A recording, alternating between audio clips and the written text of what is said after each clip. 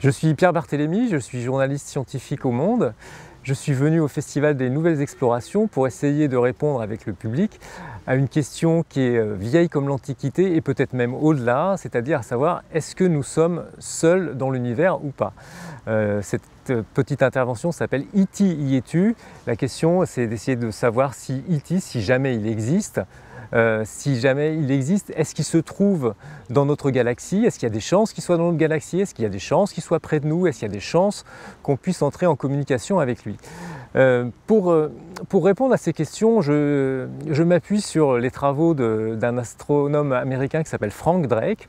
Frank Drake, il y a une cinquantaine d'années, a écrit une équation qui porte son nom, l'équation de Drake, où il a essayé de mettre un petit peu tous les paramètres qui pouvaient déterminer la réponse, c'est-à-dire est-ce qu'on peut donner une idée du nombre de galaxies, est-ce qu'on peut donner une idée du nombre de civilisations extraterrestres intelligentes capables de communiquer avec l'extérieur?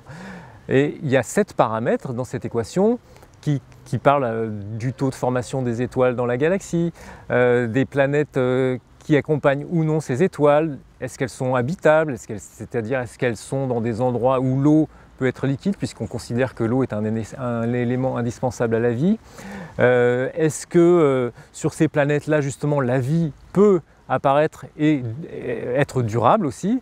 Est-ce que la vie peut y être intelligente? Ça, évidemment, il faut aussi déterminer ce qu'on entend par intelligence. Est-ce que ensuite cette vie est capable de communiquer ou a envie de communiquer? Parce qu'il y a aussi le cas envisageable où des civilisations intelligentes, technologiques, seraient incapables de communiquer avec l'extérieur, tout simplement parce que, par exemple, elles vivraient dans un océan souterrain et qu'elles n'auraient pas conscience forcément qu'un extérieur existe, que d'autres planètes existent, que d'autres mondes que le leur existent.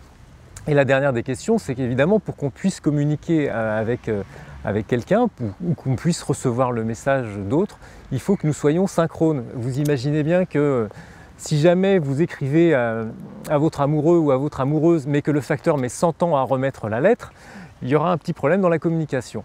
Donc c'est à toutes ces questions qu'on essaye de répondre. Tous ces paramètres, on essaye de leur donner une valeur en fonction de ce que la science sait. Et malheureusement, la science sait répondre à certaines de ces questions, pas à toutes. Le reste du temps, on fait un petit peu ça au doigt mouillé, ou alors on essaye de rameuter des éléments qui peuvent nous donner des indices pour répondre. Et quand on multiplie tous ces paramètres entre eux, on obtient un chiffre, le résultat de l'équation de Drake, qui dit un ordre de grandeur du nombre de civilisations extraterrestres intelligentes, capables de communiquer, qui existent à l'heure où je vous parle.